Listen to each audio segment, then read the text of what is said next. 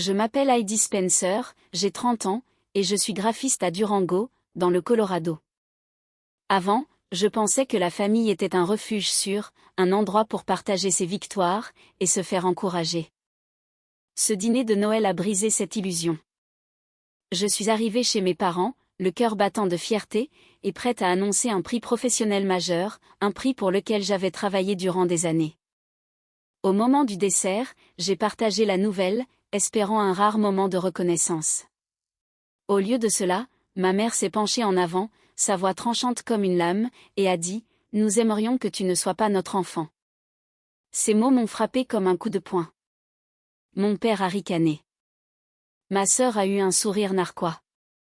Son mari s'est joint à eux. Mon frère a ricané à son tour, et même ma petite nièce a gloussé, emportée par le moment.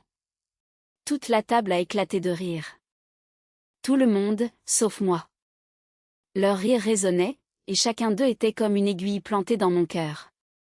Je suis restée là, pétrifiée, sentant le poids de leur trahison m'envahir. J'avais passé des années à courir après leur approbation, sans jamais y parvenir. Et maintenant, voilà. Mais je n'étais plus cette fille si calme.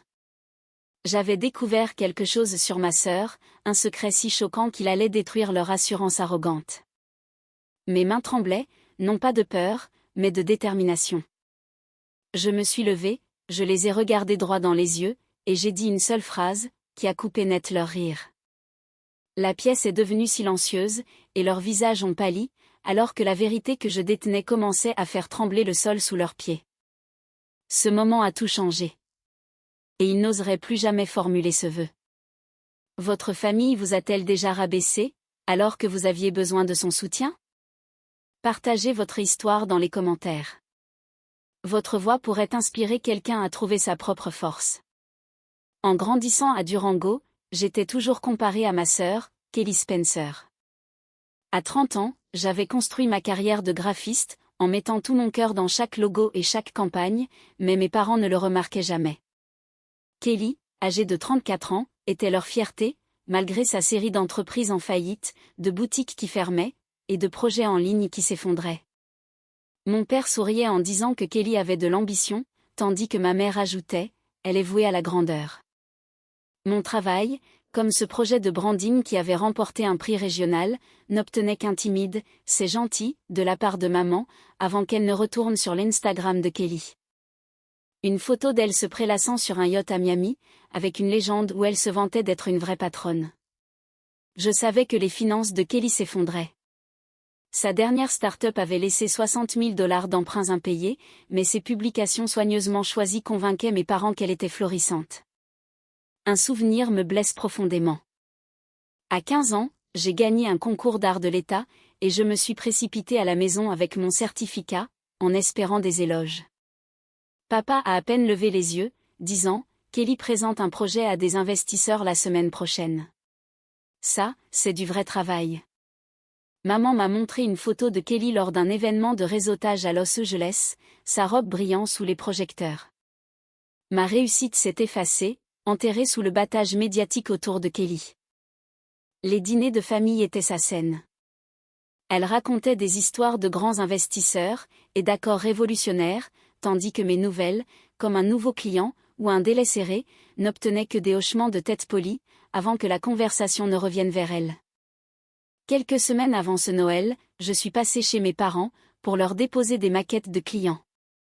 En arrivant dans la cuisine, j'ai entendu la voix de Kelly, douce et enjôleuse.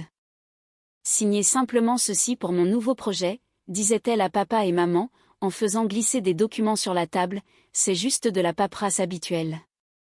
Papa a griffonné sa signature sans même y jeter un coup d'œil, et maman a suivi, arborant un sourire radieux. Leur confiance aveugle en Kelly m'a frappée comme une gifle. Pourquoi ne lui posait-il aucune question? Ces papiers n'avaient rien d'habituel, je le sentais au fond de moi. Je me suis éclipsée discrètement, mais cette scène me restait en tête, comme un avertissement dont je ne pouvais me défaire. Quelques jours plus tard, j'ai croisé mon frère Cole dans un restaurant local, portant des baskets à 300 $ et une montre connectée élégante, des luxes qu'aucun étudiant ne pouvait s'offrir. « D'où vient cet argent ?» lui ai-je demandé, en gardant un ton léger. Il s'est agité, bredouillant quelque chose sur de petits boulots à côté, tout en évitant mon regard. Les soupçons ont commencé à naître. Plus tard, lorsqu'il a laissé son téléphone sur le comptoir, j'y ai jeté un coup d'œil.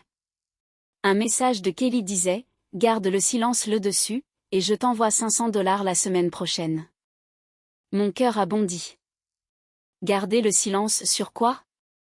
Cole dépensait sans compter depuis des semaines, de nouveaux écouteurs, une veste en cuir, une console de jeu. Je l'ai poussé à bout le lendemain, au déjeuner.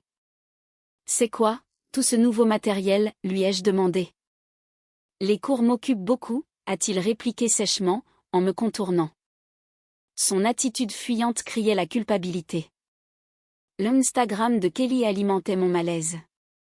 Elle a publié une autre photo, montrant un verre de vin à $200 dans un bar en terrasse, avec une légende affirmant qu'elle menait la grande vie.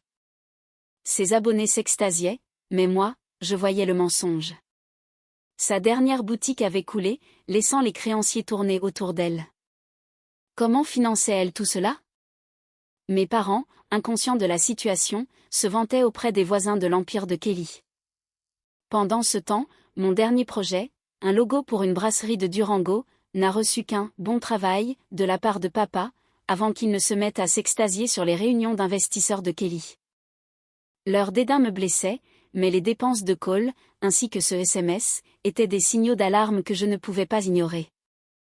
Quelques jours plus tard, j'ai surpris Kelly au téléphone, alors que je passais chercher un colis chez elle. Elle faisait les 100 pas, parlant à voix basse à quelqu'un. « Nous allons régler ce problème financier discrètement », disait-elle d'un ton sec, « personne n'a besoin de le savoir. » Mon pouls s'est accéléré. Quel problème? Ces secrets me semblaient être des pièces d'un puzzle qui s'assemblaient enfin. Puis, en consultant mes emails plus tard cette semaine-là, j'ai trouvé un avis bancaire qui m'avait été envoyé par erreur, probablement parce que j'avais aidé papa à configurer leur banque en ligne. Le document mentionnait des changements concernant la propriété immobilière, directement liés au nom de Kelly. Mon estomac s'est noué. Il ne s'agissait pas seulement de l'argent de Cole, ou de ces fameux papiers. C'était bien plus grand. Kelly cachait quelque chose, et j'étais déterminée à le découvrir. Une semaine avant Noël, j'ai décidé de creuser ces anomalies. Les papiers que mes parents avaient signés sans poser de questions, les dépenses soudaines de Cole, le message énigmatique de Kelly, et cet avis bancaire envoyé par erreur sur ma messagerie, tout indiquait que quelque chose clochait. Je n'aimais pas laisser passer cela. J'avais aidé papa et maman à configurer leur banque en ligne il y a des années, j'avais donc accès aux détails de leur compte. Cela me donnait un point de départ. Je me suis installée à mon bureau, l'ordinateur ouvert, le cœur battant, et j'ai commencé à résoudre cette énigme. Tout d'abord, j'ai appelé la banque en utilisant le numéro de compte de maman, obtenu grâce à un identifiant familial partagé. Je vérifie les transactions récentes pour mes parents, ai-je dit, en gardant une voix ferme. La guichetière a hésité, mais elle a confirmé une mise à jour récente de leur compte, liée à un document de propriété. Vous devriez parler au service des prêts, a-t-elle ajouté d'un ton bref. Ce mot, prêt, m'a glacé le sang. Pourquoi mes parents auraient-ils besoin d'un prêt? Ils avaient fini de rembourser leur maison il y a des années. J'ai insisté pour obtenir des détails, mais elle m'a opposé une fin de non-recevoir, invoquant la confidentialité. J'ai raccroché, la frustration grandissant, mais je n'en avais pas fini. Ensuite, je me suis connectée à leur portail bancaire en ligne. Mes parents avaient toujours été négligents avec leur mot de passe, utilisant le même pour absolument tout. En parcourant leur compte, j'ai trouvé une nouvelle entrée, une hypothèque sur leur propriété, datée de la semaine même où Kelly leur avait fait signer ses papiers. Mes mains tremblaient lorsque j'ai fait une capture d'écran pour l'imprimer. Il ne s'agissait pas d'une simple signature de routine. Quelque chose d'énorme se jouait, et c'était Kelly qui orchestrait le tout. Il me fallait d'autres preuves, j'ai donc appelé un contact au bureau d'enregistrement du comté, un ancien client qui me devait une faveur. « Peux-tu vérifier les récents enregistrements concernant l'adresse de mes parents ?» lui ai-je demandé. Il a promis de regarder et de me rappeler. Pendant que j'attendais, Kelly était dans son élément, s'activant dans toute la ville pour planifier le dîner de Noël. Elle appelait maman tous les jours, discutant des menus et des listes d'invités, sa voix débordante d'assurance. Elle n'avait aucune idée du fait que je surveillais le moindre de ses mouvements, assemblant ses secrets un par un. Maman et papa, quant à eux, étaient accaparés par l'installation des guirlandes et le transport des décorations depuis le grenier. Ta sœur s'occupe de tout, m'ont-ils dit quand je suis passée, levant à peine les yeux d'un carton de décoration. Leur obsession pour cette fête les rendait aveugles à mes questions et à ma discrète détermination. Cole, c'était une autre histoire. Il m'évitait depuis que je l'avais interrogé sur ses nouvelles baskets. Quand je l'ai aperçu dans un café, il était agité, et ses yeux fuyaient à mon approche. « Salut Cole, il faut qu'on parle, ai-je dit, d'un ton détaché. »« De quoi ?» a-t-il répliqué, d'une voix brusque. J'ai évoqué ses dépenses, en tâtant le terrain avec douceur, mais il m'a coupé. « Je suis en retard pour mon cours, » a-t-il dit, en se précipitant vers la porte. Sa nervosité confirmait mes doutes. Il savait quelque chose, et il avait peur que je ne découvre la vérité. Le responsable du registre du comté m'a rappelé cet après-midi-là. Il y a une nouvelle hypothèque sur la maison de tes parents, m'a-t-il dit, enregistrée sous un nom d'entreprise lié à ta sœur. Mon estomac s'est noué. Le nom de Kelly apparaissait partout, mais les détails restaient flous, sans explication claire sur l'objet de ce prêt. J'ai demandé des copies des documents officiels, l'esprit en ébullition. C'était le secret choquant que je poursuivais, même si je n'en mesurais pas encore toute l'ampleur. J'ai glissé les documents dans un dossier, mes mains désormais assurées. C'étaient mes preuves, mon moyen de pression pour le dîner de Noël. Pour plus de sécurité, j'ai vérifié à nouveau les dossiers de la banque, en fouillant dans l'historique des transactions. Une série de virements a attiré mon attention. De petites sommes étaient transférées vers un compte que je ne connaissais pas, et cela avait commencé juste après la signature de ces papiers. Je ne pouvais pas retracer directement le compte, mais le calendrier correspondait parfaitement au message de Kelly demandant à Cole de se taire. J'ai enregistré des captures d'écran pour monter mon dossier. Chaque clic, chaque appel me rapprochait de la vérité. Kelly se croyait intouchable, mais j'étais prête à l'affronter, armée des preuves qui allaient ébranler son assurance jusque dans ses fondations. Au fil de la semaine, j'ai maintenu ma routine habituelle, le travail, les courses et un sourire pour maman et papa lorsqu'ils m'appelaient pour parler de la fête.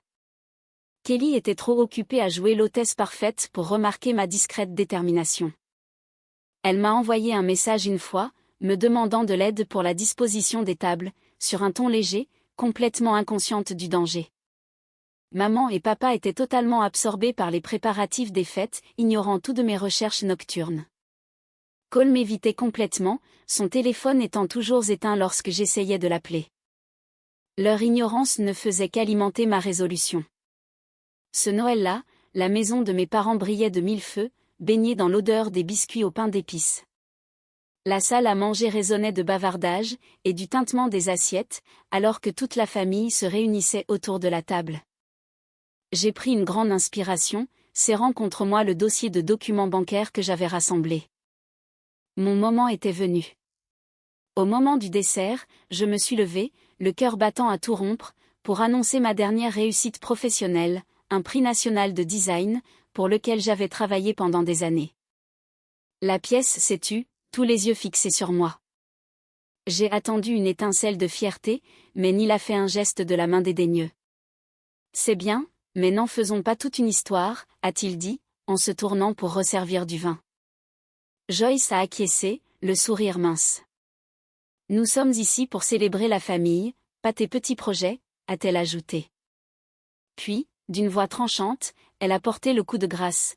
Nous aimerions que tu ne sois pas notre enfant. Les rires ont éclaté. Kelly a eu un sourire narquois. Son mari s'est joint à elle. Cole a ricané nerveusement. Même ma nièce a gloussé, emportée par l'ambiance. Ce son était comme un couteau, mais j'étais prête. Je me suis avancée, la voix ferme. Neil, Joyce, vous vous êtes fait duper. Le rire s'est arrêté net. J'ai ouvert mon dossier, brandissant les documents bancaires.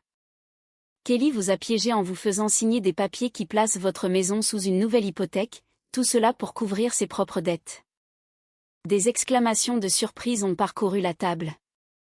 J'ai étalé les preuves, des relevés bancaires imprimés, l'enregistrement de l'hypothèque du bureau du comté, avec des dates correspondant exactement au jour où ils avaient signé ces prétendus papiers de routine. Elle vous vide de votre sang pour financer ces entreprises en faillite, ai-je dit, en fixant Kelly, dont le visage avait perdu toute couleur, tandis que sa fourchette tombait bruyamment sur son assiette. Kelly s'est levée d'un bond, la voix stridente. C'est un mensonge, a-t-elle crié, les mains tremblantes. Je ne ferai jamais cela à maman et papa. Tu déformes tout. Elle s'est tournée vers la table, gesticulant dans tous les sens. Ma nouvelle entreprise avait besoin d'un prêt, c'est tout, c'est une pratique commerciale standard. Ses excuses s'effondraient, ses yeux s'agitaient alors qu'elle cherchait ses mots. Je suis restée de marbre, et j'ai continué, tu leur as menti, Kelly. Tu as profité de leur confiance pour sauver ton navire en perdition. Le visage de Neil a rougi de colère. Tu ne cherches qu'à créer des problèmes, a-t-il craché, en frappant du poing sur la table. Kelly a travaillé dur pour cette famille. Joyce a hoché la tête, les yeux flamboyants. Comment oses-tu gâcher notre Noël avec de telles accusations, a-t-elle lancé d'un ton sec, en serrant la main de Kelly.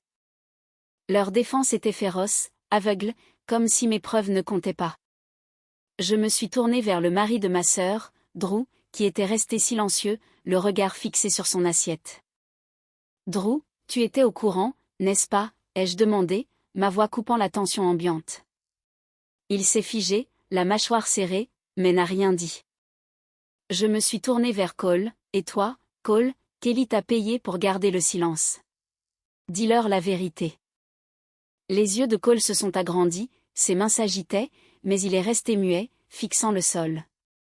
La pièce était devenue un champ de bataille, un silence lourd remplaçant les rires d'autrefois. Les protestations de Kelly faiblissaient, sa voix se brisant, ce n'est pas ce que vous croyez, a-t-elle balbutié, mais personne n'y croyait.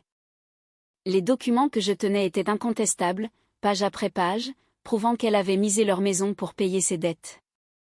Neil et Joyce s'accrochaient à leur déni, me traitant de méchante, mais leurs voix ont fléchi lorsqu'ils ont jeté un coup d'œil au papier. Le silence de Drew et de Cole parlait plus fort que n'importe quel aveu. Je me tenais fièrement, n'étant plus la sœur ignorée. La vérité était révélée, brute, et inflexible, et plus rien ne serait jamais comme avant. J'ai quitté la fête, déterminée à ne jamais revenir. La lueur des lumières de Noël s'est estompée derrière moi tandis que je m'avançais dans la nuit froide, mon souffle formant de la buée dans l'air. J'avais besoin de clarté, de quelqu'un pour me sortir de ce brouillard, alors j'ai conduit directement chez la seule personne en qui j'avais confiance. Mon amie, Mara Brox, a ouvert sa porte avant même que je ne puisse frapper, son visage s'adoucissant en me voyant. « Tu as l'air d'avoir traversé l'enfer », a-t-elle dit, en m'invitant à entrer dans son appartement chaleureux. L'odeur du café, et son chien blotti sur le tapis, me semblaient être des bouées de sauvetage. Je me suis effondrée sur son canapé, les mots se déversant, non pas sur la confrontation elle-même, mais sur la blessure vive de ne pas être reconnue, et sur la peur lancinante d'être allée trop loin. Mara écoutait, le regard calme, sans jamais m'interrompre. Quand je me suis arrêtée, la voix tremblante, elle s'est penchée en avant. « Tu as défendu ce qui est juste », a-t-elle dit fermement, « tu n'es pas la coupable ici, peu importe ce qu'ils pensent. » Ces mots ont balayé ma culpabilité. J'avais passé des années à douter de moi-même, à me demander si j'avais tort de remettre en question le récit doré de notre famille. Mara ne m'a pas laissé m'apitoyer sur mon sort. « Tu as porté leur fardeau assez longtemps », a-t-elle dit, en me tendant une tasse de thé, « ils ont fait leur choix, laisse-les gérer cela. » Nous avons discuté tard dans la nuit, sa voix m'aidant à garder les pieds sur terre. Elle a partagé sa propre histoire, l'époque où elle avait affronté un collègue toxique, et ressenti cette même crainte d'en faire trop. La vérité blesse, a-t-elle dit, mais ce n'est pas ton rôle de l'édulcorer. Lentement, le nœud dans ma poitrine s'est desserré, remplacé par une tranquille résolution de préserver ma propre paix d'esprit. Pendant ce temps, chez mes parents, Kelly était restée en arrière, arpentant le salon, son téléphone s'allumant à chaque SMS envoyé pour moi et resté sans réponse. « S'il te plaît, parle-moi », écrivait-elle dans l'un d'eux, son désespoir étant évident. Je n'ai pas répondu. Ces mots ne pouvaient pas effacer la trahison. Elle tournait autour de Neil et Joyce, essayant de sauver leur confiance, mais des fissures commençaient à apparaître. La voix de Neil résonnait dans la maison, forte et tremblante. « Comment as-tu pu laisser faire ça ?» exigeait-il de savoir, sa colère se dirigeant vers Kelly pour la toute première fois. Joyce s'est jointe à lui, d'un ton frénétique. « Que as-tu fait à notre maison ?» demandait-elle, sa confiance envers Kelly s'effondrant. Leur dispute s'envenimait, les voix s'élevant à mesure que la réalité de l'hypothèque s'imposait à eux, mais de mon côté, j'avais fini d'écouter. Les jours ont passé, et Kelly a continué d'essayer, des appels, des emails, et même une lettre glissée sous la porte de mon appartement. Je l'ai jetée sans l'ouvrir, refusant de la laisser m'aspirer à nouveau. Neil et Joyce m'ont envoyé des messages, eux aussi. Leurs mots mêlaient reproches et confusion, mais je les ai supprimés sans y répondre. Chaque notification ignorée me semblait être un pas vers la liberté, même si la culpabilité persistait comme un bleu. Mara a été présente tout au long de cette épreuve, prenant des nouvelles par SMS, ou m'appelant tard le soir. « Tu n'es pas seule », répétait-elle, de sa voix calme mais déterminée. Elle ne me poussait pas à agir ou à planifier quoi que ce soit, elle se contentait d'être là, avec moi, dans tout ce chaos, m'aidant à comprendre que je ne les avais pas trahis, mais qu'ils s'étaient trahis eux-mêmes. Un soir, Mara m'a invitée dans un petit restaurant tranquille, un endroit que nous fréquentions souvent à l'époque de l'université. Autour de frites bien grasses, elle m'a encouragée à me concentrer sur l'avenir. « Tu as ton travail, ta vie, » disait-elle, le regard brillant, « ne laisse pas leur chaos te définir. » J'ai hoché la tête, acceptant cette vérité. La douleur de m'en aller ne venait pas seulement de leur perte. C'était la perte de l'espoir que je portais d'obtenir, un jour, leur approbation. Le soutien de Mara m'a donné de l'espace pour respirer, et pour commencer à laisser partir cet espoir.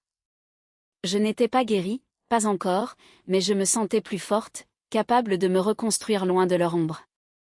Quelques semaines plus tard, je suis entrée dans le cabinet de la docteure Ruth Adams, cherchant un moyen de guérir. La pièce était calme, une douce lumière filtrant à travers les stores, offrant un contraste saisissant avec le chaos que j'avais laissé derrière moi. La docteure Adams, une femme sereine au regard perçant, m'a accueillie chaleureusement. Je me suis assise en face d'elle, les mains fermement croisées, et j'ai commencé à me libérer du fardeau que je portais depuis des années.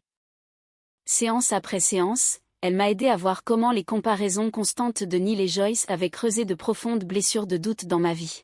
« Ta valeur n'a jamais dépendu de leur jugement », disait-elle de sa voix rassurante.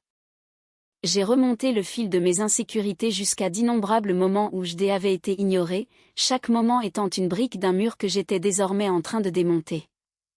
La thérapie n'était pas facile, et certains jours, je repartais à vif. Mais elle m'a donné des outils pour me reconstruire, et pour m'estimer au-delà de leur approbation. Mon téléphone s'allumait souvent durant ces semaines-là. Les noms de Neil et Joyce s'affichaient sur l'écran, et leurs messages vocaux étaient désespérés, remplis d'excuses. « Nous ne savions pas », suppliait Joyce dans l'un d'eux, la voix tremblante, « s'il te plaît, nous avons besoin de ton aide, la banque menace de saisir la maison. » Les appels de Neil étaient plus bourrus, mais tout aussi urgents. « Tu es notre fille, » disait-il, « reviens à la maison. » J'ai écouté un message, puis j'ai supprimé le reste, ma résolution demeurant intacte. Leurs mots arrivaient trop tard, sonnant creux après des années de mépris. Je n'étais pas leur sauveuse, j'avais fini de porter leur fardeau. À la place, j'ai jeté toute mon énergie dans mon travail, acceptant de nouveaux projets de design, et j'ai repris contact avec des amis qui me comprenaient. Pour moi, ma vie m'appartenait désormais. Désormais, ricanement Kelly faisait face à ses propres comptes à rendre. Une convocation judiciaire est arrivée à sa porte, l'accusant de fraude financière liée à l'hypothèque qu'elle avait poussé Neil et Joyce à signer par la ruse. La nouvelle s'est propagée rapidement à Durango, les voisins chuchotaient, ses anciens partenaires commerciaux se détournaient d'elle, et sa réputation si soignée a commencé à se fissurer. Elle a essayé de manipuler l'histoire, prétendant qu'il s'agissait d'un malentendu, mais la communauté n'était pas dupe. Ses réseaux sociaux sont devenus silencieux, bien loin des publications parfaites qui éblouissaient autrefois ses abonnés. Elle m'a laissé un unique message vocal, d'un ton fragile. « Tu as tout gâché », disait-elle, me rejetant la faute de sa chute. Je ne l'ai pas rappelé. Ces choix n'étaient pas de ma faute. Drew et Cole, quant à eux, devaient faire face à leurs propres regrets. J'ai appris, par un ami commun, qu'ils s'étaient mis à se parler, enchaînant les appels nocturnes, et les rencontres tendues dans des cafés, pour tenter de comprendre comment faire face au désastre causé par Kelly. Drew a avoué à Cole qu'il soupçonnait que quelque chose n'allait pas, mais qu'il était resté silencieux, espérant que la tempête passerait. Cole, encore secoué par mes questions d'il y a quelques mois, a confessé qu'il avait accepté l'argent de Kelly pour garder le silence. On a déconné, a-t-il dit à Drew, la voix lourde de culpabilité. Ils hésitaient à contacter Neil et Joyce, et peut-être même moi, mais ils ne parvenaient pas à s'entendre sur la façon de réparer les choses. Leur conversation était un début, mais ils gardaient leur distance, trop honteux pour m'affronter directement. La docteure Adams m'a aidé à gérer la culpabilité qui surgissait lorsque je pensais au monde de Neil et Joyce qui s'effondrait. Tu as révélé la vérité, m'a-t-elle dit lors d'une séance, mais ce n'est pas toi qui as créé leurs problèmes. Ces paroles m'ont ancré, me poussant à me concentrer sur ce que je pouvais contrôler. J'ai accepté un gros contrat en freelance, un projet de branding pour une start-up locale, et j'ai retrouvé de la joie dans mon travail. J'ai rejoint un groupe de randonnée, laissant les sentiers de Durango libérer mon esprit. Chaque pas en avant me donnait l'impression de me réapproprier une partie de moi-même. Les supplications de Neil et Joyce s'effaçaient à l'arrière-plan, leur voix ne me retenant plus en arrière. Les ennuis juridiques de Kelly étaient son affaire, et les regrets de Drew et Cole étaient leur propre fardeau. Je construisais quelque chose de nouveau, et pour la première fois, cela me suffisait.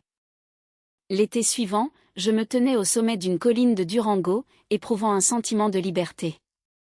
La brise apportait l'odeur des pins, et l'horizon s'étendait à perte de vue, reflétant l'ouverture que j'avais trouvée en moi-même. J'avais passé des mois à me reconstruire, acceptant des projets de design audacieux, et présentant des idées avec une assurance que je ne me connaissais pas. J'ai commencé à fréquenter Sean Parker, un photographe bienveillant qui me voyait tel que j'étais, et non tel qu'on m'avait dit d'être. Nos soirées étaient remplies de randonnées paisibles, et de conversations sincères, chacune d'elles m'ancrant dans une vie que je menais enfin selon mes propres règles. Un après-midi, j'ai croisé Neil et Joyce au supermarché. Leur chariot était à moitié vide, et leurs traits étaient tirés.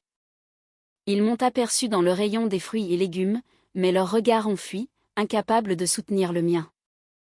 J'ai gardé la tête haute, passant devant eux sans dire un mot.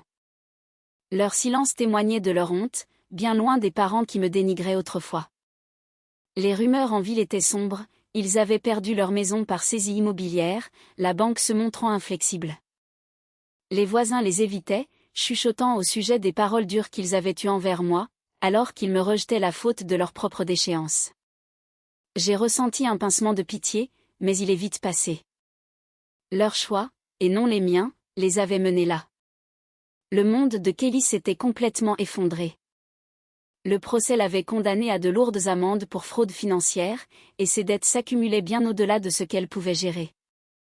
La communauté très unie de Durango est devenue glaciale, ses anciens amis ignoraient ses appels, et ses contacts professionnels avaient coupé les ponts. Sa réputation autrefois si brillante était réduite en poussière, son nom étant désormais synonyme de tromperie. J'ai appris qu'elle avait déménagé dans un petit appartement où elle s'en sortait à peine, mais je ne ressentais aucune envie de prendre de ses nouvelles. Elle avait construit sa propre cage. Drew et Cole sont venus me trouver un jour dans un café local. Je sirotais un café tout en esquissant des idées pour un client, lorsqu'ils se sont approchés, hésitants. « Nous sommes désolés », a dit Drew d'une voix basse, « nous aurions dû parler quand tu as affronté Kelly. » Cole a hoché la tête, les yeux baissés, « J'ai pris son argent pour me taire. J'ai eu tort. » Leurs excuses flottaient dans l'air, lourdes de regrets. J'ai posé mon stylo, calme mais ferme. « Je vous entends, » ai-je dit, mais j'en ai fini de porter votre culpabilité. Ils sont restés là, sans voix, pendant que je rassemblais mes affaires et partais. Je n'avais pas besoin de leur remords pour aller de l'avant. En y repensant, j'ai appris une leçon essentielle. Fixer des limites avec les personnes toxiques est indispensable pour se protéger. S'éloigner n'était pas seulement une question de départ, c'était une façon de me choisir moi-même. Je suis plus forte aujourd'hui, menant une vie qui m'appartient, et qui n'est plus définie par leur ombre.